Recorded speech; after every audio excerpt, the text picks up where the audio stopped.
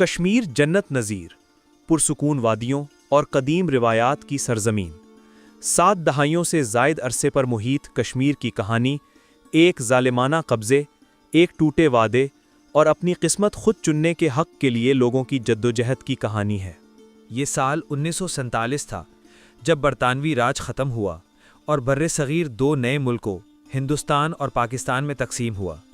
بر صغیر کی شاہی ریاستوں کو اختیار دیا گیا کہ چاہیں تو ہندوستان یا پاکستان میں سے کسی ایک کے ساتھ الحاق کر لیں اور اگر چاہیں تو اپنی آزادانہ حیثیت برقرار رکھیں۔ ایک مسلم اکثریتی جموں و کشمیر کے ہندو حکمران مہاراجہ ہری سنگھ کے لیے یہ ایک مشکل فیصلہ تھا۔ اکتوبر 1947 میں پونچھ میں وسیع پیمانے پر مزاحمت، ہندوستان کے ساتھ الحاق کے خوف اور پورے خطے میں بڑھتی ہوئی بدامنی کے درمیان جموں و کشمیر کی عوام مہاراجہ ہری سنگھ کی حکومت کے خلاف اٹھ کھڑے ہوئے اور اس کی افواج کو پیچھے ہٹنے پر مجبور کیا۔ 27 اکتوبر 1947 کو بھارت نے اپنی فوجوں کو سری نگر میں اتار دیا۔ یہ کوئی سادہ مداخلت نہیں تھی۔ مہاراجہ نے ہندوستان کے ساتھ الحاق کے ایک دستاویز پر دستخط کیے تھے۔ حالات و واقعات کے لحاظ سے ہندوستان کے ساتھ الحاق کی دستاویز آج تک متنازع ہے۔ ہندوستانی افواج نے وادی کشمیر پر قبضہ کر لیا، لیکن اس فوجی مداخلت نے ایک ایسے قبضے کا آغاز کیا جو تاریخ کے ایک تلخ اور طویل ترین تنازع میں بدل گیا۔ جیسے ہی ہندوستانی فوجیں جموں و کشمیر میں داخل ہوئیں، جموں خطے میں ایک ہولناک سانحہ رونما ہوا۔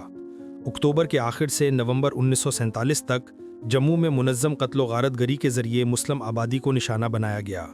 مورخین کا اندازہ ہے کہ اس قتل عام میں 2 لاکھ سے زائد مسلمانوں کو شہید کیا گیا اور لاکھوں اپنے آبائی گھروں کو چھوڑ کر پاکستان ہجرت کرنے پر مجبور ہوئے۔ یہ ایک وحشیانہ آبادیاتی تبدیلی کی کوشش تھی، ایک ایسا قتل عام جس نے خطے کے فرقہ وارانہ تانے بانے کو تار تار کر دیا۔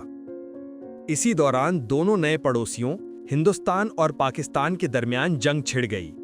ہندوستان طاقت کے ذریعے اپنے مقاصد حاصل کرنے میں ناکامی پر جنوری 1948 میں اس معاملے کو اقوام متحدہ میں لے گیا۔ عالمی ادارے نے جنگ بندی میں ثالثی کی اور متعدد قراردادیں منظور کیں، جو آج بھی تنازع جموں و کشمیر کے پرامن حل کی سنگ بنیاد ہیں۔ اقوام متحدہ نے کشمیر کے لوگوں کو اپنے مستقبل کا فیصلہ کرنے اور ہندوستان یا پاکستان میں شامل ہونے کی اجازت دینے کے لیے رائے شماری کا مطالبہ کیا۔ یہ کشمیری عوام سے وعدہ کیا گیا تھا، ایک وعدہ جو آج بھی ادھورا ہے۔ کشمیری عوام کی سیاسی خواہش کبھی بھی مبہم نہیں تھی۔ کشمیریوں کی نمائندہ سیاسی جماعت مسلم کانفرنس نے 12 قراردادیں منظور کیں، جن میں مہاراجہ سے اکثریت کی امنگوں کی عکاسی کرتے ہوئے پاکستان سے الحاق کا مطالبہ کیا گیا۔ کشمیریوں کو ان کا حق تو نہیں ملا، اس کے نتیجے میں مزاحمت پیدا ہوئی۔ کئی نسلوں سے برداشت کرتے کشمیری عوام بھارتی فوجی قبضے کے خلاف اٹھ کھڑے ہوئے۔ حق خود ارادیت کے لیے کشمیریوں کی جدوجہد کو ہندوستان نے کالے قوانین اور ظالمانہ ہتھ کنڈوں سے دبانے کی کوشش کی۔ کئی دہائیوں کے تنازع نے بے پناہ مصائب کو جنم دیا۔ انسانی حقوق کی خلاف ورزیوں، جبری گمشدگیوں اور پابندیوں کی رپورٹیں دنیا کے سامنے آ چکی ہیں۔ ان رپورٹس کو دستاویزی شکل میں بین الاقوامی انسانی حقوق کے نمائندوں نے مرتب کیا ہے۔ خطہ کشمیر اس روئے زمین پر سب سے زیادہ عسکری علاقہ اور دنیا کی سب سے بڑی کھلی جیل بن چکا ہے۔ کشمیریوں کو سب سے زیادہ خدشہ تھا کہ ہندوستان آخر کار ان پر مکمل قابض ہو جائے گا، اور آخر کار اگست 2019 میں ہندوستانی حکومت نے ایک ایسا ہی اقدام کیا۔ بھارت نے کشمیریوں کے حقوق پر ڈاکہ ڈالا ہے۔ مقبوضہ کشمیر میں مسلمانوں کو اقلیت میں بدلنے کی گھناؤنی سازش کر ڈالی ہے۔ بھارت کے آئین میں مقبوضہ کشمیر کی خصوصی حیثیت ختم کر دی گئی ہے اور اس نے یک طرفہ طور پر ہندوستانی آئین کے آرٹیکل 370 کو منسوخ کر دیا، جس نے جموں و کشمیر کو خود مختاری کی ایک ضمانت دی ہوئی تھی۔ راتوں رات ہندوستان نے جموں کشمیر کی ریاستی حیثیت کو ختم کر کے 2 حصوں میں تقسیم کر دیا اور اسے براہ راست نئی دہلی کے ماتحت کر دیا۔